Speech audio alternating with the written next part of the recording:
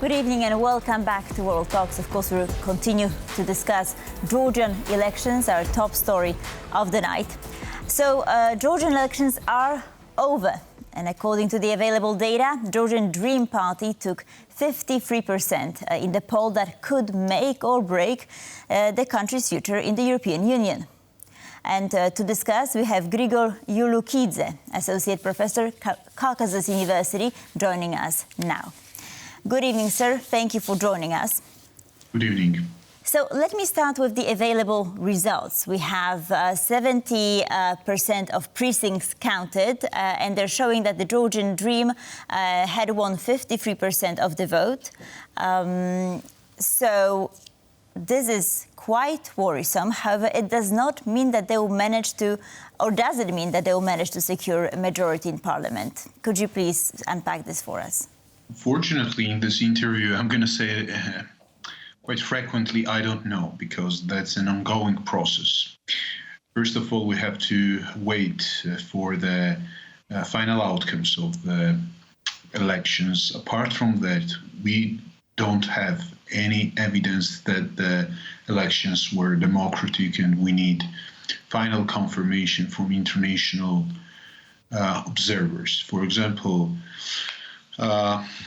very famous research organizations conducted exit opinion polls, and their results differ from the preliminary outcomes of the Central Election Commission. For example, the Harris-X and Edison research disseminated the information about the potential results of these elections, which gave the opposition an advantage to create and to form the government, while the ruling party, the Georgian Dream, got up to 47-48%. But the outcomes, preliminary outcomes from the Central Election Commission is completely different, and that's a very complicated issue.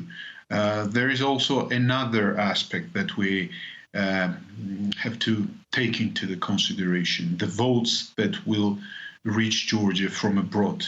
Up to 100,000 and 150,000 Georgians voted abroad, and the preliminary results from the eastern part of the hemisphere showed that the ruling party dramatically lost the elections. That's why the growing number of Georgians who are still waiting for their turn to vote in the Western countries illustrates once again how Georgians were keen to somehow lead country to the changes. But the reality that we see is completely different, and it evokes a lot of doubts among opposition politicians, experts, international observers. And that's why we have to wait until tomorrow. So tomorrow we'll have the official results and all the votes counted. That's what you're saying? Most likely, yes. And most likely we will hear the assessments from international observers and the representatives of various missions that were monitoring the process closely. Grigol, but I wondered because two sides claimed a victory. I know that you've mentioned that not all of the votes are counted yet, but it also, at least to me, hints at a possibility of spats and quarrels and perhaps some unrest following these even official results. Do you expect unrest in the country? Nothing can be figured out, but the tradition of celebration after the exit polls are known to political parties, unfortunately, has become the integral part of Georgian political life, and this habit comes from the low political culture. For example, you know much better than I do that in Poland, when political parties find out the information, hear the information provided the relevant company, that organization that conducts opinion polls, they make conclusions, and more or less the picture is known. But in case of Georgia, every television, every political party has its own agenda and starts to celebrate when they hear wishful information. And as for the answer to your direct question, I would say that nothing can be figured out right now. As far as I know, the opposition parties, those opposition parties who overcame this 5% barrier, are consulting with each other about the further steps to take. That's why there are a lot of unknown issues related to the future plans and scenarios. Right, so Georgian Dream at the moment is perceived as a party that is pro-Russian, that has these pro-Russian leanings.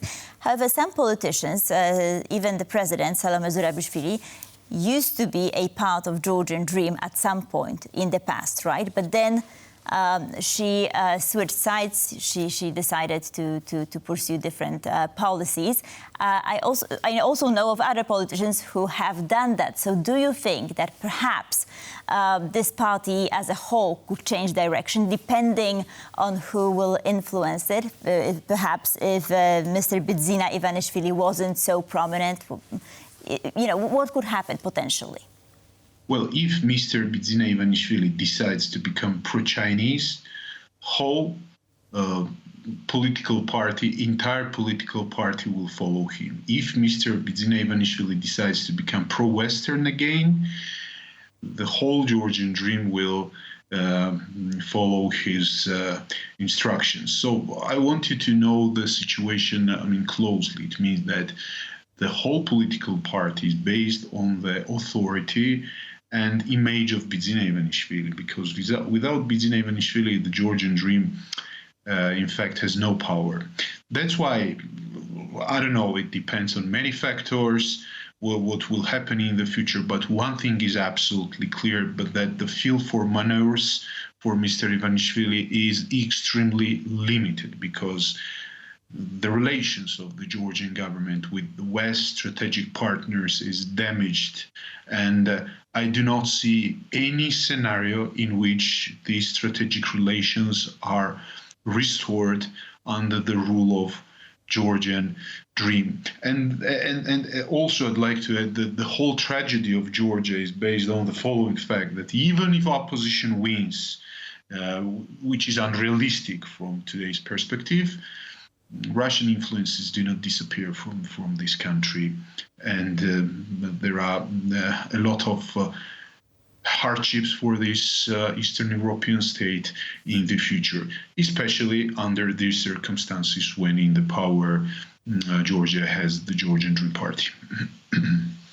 Right, but historically speaking, Georgia has also bad experience with Russia, right? So, I find it quite surprising that this kind of influence, the level of the Russian influence, you can see it in Georgia right now, even though in 2008 you had an invasion, right, conducted by Russia. So if you could perhaps unpack this for me, because it's difficult to understand. Well, the problem is that we don't have the guarantee that the elections were democratic. We don't know yet. At least I don't know.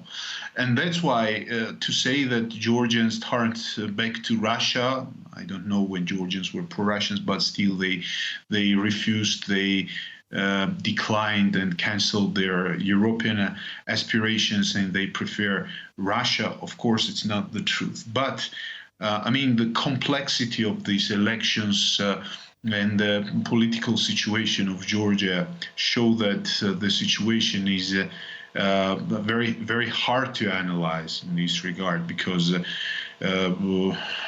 we do not have the information if the elections were in accordance with democratic standards, and it directly means that we cannot say that Georgians chose Russia and the Georgians became pro-Russians. Let's wait for the outcomes of the final outcomes of the elections.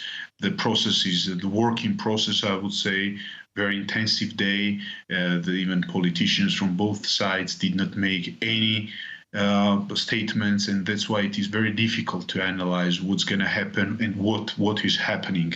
And from this point of view, we analysts are very limited in this regard.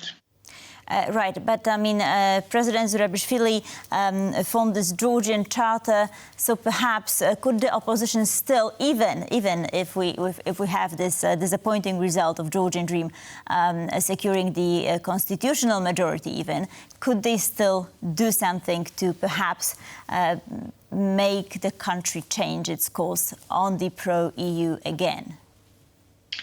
Without power, I don't understand what is the point of this Georgian charter, because it was mainly based on the hypothesis according to which opposition wins and forms the coalition. Or if does not manage to form the coalition, the technical government will be created, and this technical government will prepare a country for the early parliamentary elections. And that's why we are in the phase of political uncertainty in Georgia. That's a very hard period. None of Western leaders congratulated the Georgian Dream, apart from Viktor Orban, and it is very hard to consider him as the Western leader, because we can say that already directly serves that as he's the Trojan horse of the Russian Federation. And we have heard about the cheerful statement of Maria Zakharova from the Ministry of Foreign Affairs. According to her, Georgians chose the right path and chose friendship with neighbors. Of course, the situation is unpredictable still. We don't know what will happen tomorrow. It's a complete silence on the political flank, and we expect the further statements from both sides. One thing is clear: the ruling party finished its celebration for the victory within 20 minutes or 15 minutes, and the opposition leaders disappeared, and we have not heard anything from them yet. Right, so I mean, I guess we're all waiting with bated breath for what happens tomorrow. I guess not to lose hope too early. Thank you so much, Grigol Julukhidze. Thank you so much for joining us and for shedding more light on the issue. And thank you for watching World Talks. Please stay tuned for more here on TVP World.